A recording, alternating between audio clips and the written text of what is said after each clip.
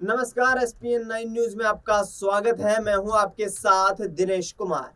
अपना दल कमेरावादी की नेत्री पल्लवी पटेल जिस तरीके से लोकसभा चुनाव को देखते हुए राजनीतिक समीकरणों को साधने में जुटी हुई है, ऐसे में कि आने वाले वक्त में समाजवादी पार्टी के लिए एक मुश्किलें खड़ी करती हुई नजर आएंगी, क्योंकि जिस तरीके से अखिलेश यादव के साथ मिलकर के तमाम राजनीतिक समीकरण बैठाने वाली पल्लवी पटेल यहाँ राजनीतिक आधार पर देखा जाए तो अब अखिलेश यादव से अपनी दूरियां बना चुकी हैं।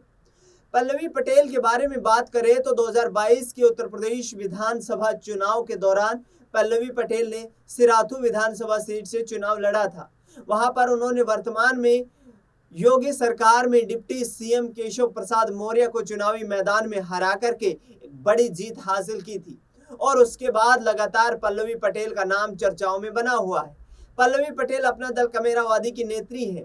2024 के लोकसभा चुनाव में उन्हें ओवैसी का समर्थन मिला।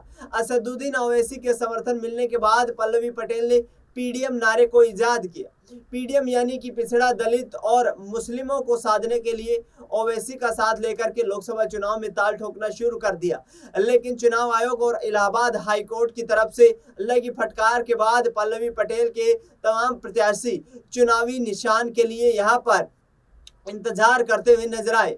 ऐसे में अब अलग अलग चुनाव चिन्हों पर यहाँ पल्लवी पटेल के प्रत्याशी चुनावी मैदान में उतर रहे हैं, तो दूसरी तरफ ओवैसी के वोट बैंक को साधने के लिए पल्लवी पटेल पुरजोर कोशिशों में जुटी हुई है। पल्लवी पटेल की तरफ से कोशिशें जारी हैं कि आखिरकार यदि लोकसभा चुनाव में उन्हें किसी तरीके से भी यहाँ मुस्लिम समुदाय का एक सहयोग मिल जाएगा तो ऐसे में लोकसभा चुनाव में उनके तमाम जो प्रत्याशी मैदान में उतरे हुए हैं उनमें से कुछ जीत के करीब पहुंच पाएंगे।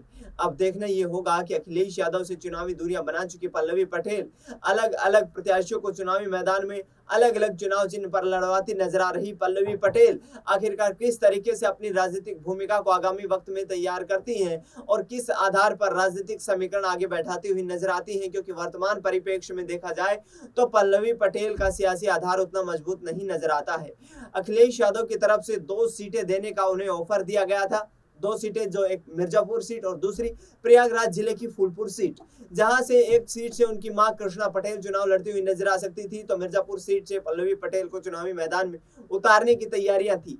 समाजवादी पार्टी प्रमुख अपनी पार्टी का सिंबल देने को भी यहां पर तैयार थे, लेकिन पल्लवी पटेल ने राज्यसभा चुनाव के दौरान जिस तरीके से अखिलेश यादव के समर्थक यहाँ पर उम्मीदवारों को जो चुनावी चिन्ह में या चुनाव में यहाँ पर सहयोग नहीं किया, वो अखिलेश यादव को नागवार गुजरा और उन्होंने पल्लवी पटेल से गठबंधन तोड़ना ही उचित समझा। अब देखना ये होगा कि आखिरकार क्या पल्लवी पटेल चुनावी मैदान में अकेले चुनाव लड़ करके और ओवैसी के वोट बैंक के सहारे जीत दर्ज कर पाएंगे। फिलहाल इस खबर में इतना ही। देश दुनिया की तमाम बड़ी खबरों के लिए आप देखते रहिए एसपीएन 9 न्यूज।